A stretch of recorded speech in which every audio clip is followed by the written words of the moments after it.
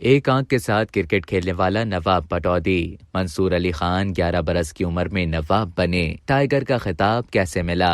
Bollywood superstar Saif Ali Khan के वालिद और अपने जमाने की मशहूर जमाना अदाकारा शर्मिला टैगोर के शौहर नवाब मंसूर अली खान शुमाली हिंदुस्तान की पटौदी रियासत के आखिरी नवाब थे। नवाब मंसूर अली खान खुद भी एक मारूफ शख्सियत थे। वो एक रियासत के नवाब होने के अलावा एक बेहतरीन क्रिकेटर और हिंदुस्तानी टीम के कप्तान भी रह चुके थे। 5 जनवरी 1941 को भोपाल में पैदा होने वाले नवाब मंसूर अली खान पटौदी को क्रिकेट का खेल विरासत में मिला था। उनके वालिद नवाब मोहम्मद इफ्तिखार अली खान पटौदी टेस्ट क्रिकेट में इंग्लैंड और हिंदुस्तान दोनों ममालिक की नुमाइंदगी कर चुके थे। मंसूर अली खान पटौदी की 11वीं सालगिरह के दिन उनके वालिद इफ्तिखार अली खान पटौदी पोलो खेलते हुए वफात पा गए। यूं इंतहाई कम उम्री में रियासत की जिम्मेदारी मंसूर अली खान पटौदी के कांधों पर आ गई, लेकिन क्रिकेट के खेल में उनकी दिलचस्पी कम नहीं हुई। मंसूर अली खान ने 16 साल की उम्र में फर्स्ट क्लास क्रिकेट की दुनिया में कदम रखा। उन्होंने सुजेक्स और ऑक्सफोर्ड यूनिवर्सिटी की नुमाइंदगी की। वो पहले हिंदुस्तानी थे जिन्हें किसी इंग्लिश काउंटी का कप्तान बनाया गया था। मंसूर अली खान पटौदी बेहतरीन बल्लेबाज तो थे ही, ताहम वो जबरदस्त फील्डर भी थे।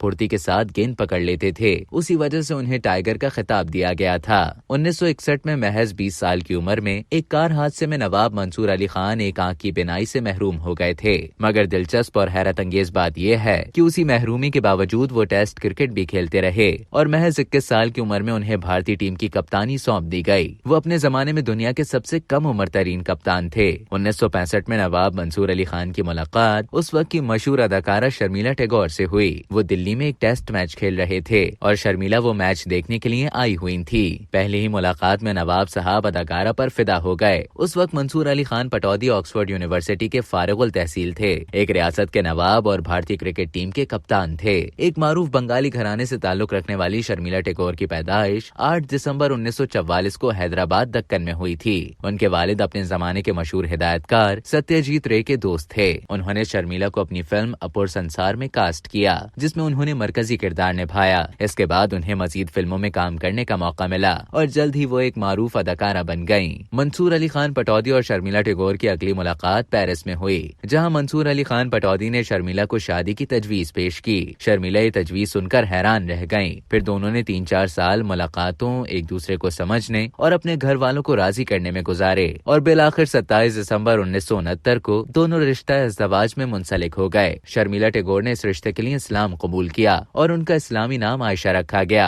शादी के बाद भी मंसूर अली खान पटौदी बदस्तूर क्रिकेट खेलते रहे। उन्होंने अपने करियर में 46 टेस्ट मैच खेले, जिनमें से 40 मैच उनकी क़यादत में खेले गए। शर्मिला भी फिल्मों में काम करती रहीं। उनका फिल्मी सफर 2010 तक जारी रहा। शर्मिला टैगोर ने अपनी बेहतरीन अदाकारी पर 2 कौमी फिल्म अवार्ड और 1 फिल्म फेयर का अवार्ड हासिल किया। भारतीय हुकूमत ने उन्हें पद्म भूषण के एजाज से भी नवाजा। नवाब मंसूर अली खान और शर्मिला टैगोर की शादी भारतीय फिल्म इंडस्ट्री की चंद कामयाब तरीन शादियों में शुमार होती है। नवाब मंसूर अली खान पटौदी 22 सितंबर 2011 को वफात पा गए। उनके 3 बच्चे हुए, जिनमें सैफ अली खान और बेटी सोहा अली खान भारतीय फिल्म इंडस्ट्री से वाबस्ता हैं, जबकि उनकी एक और बेटी सबा अली खान ज्वेलरी डिजाइनर हैं।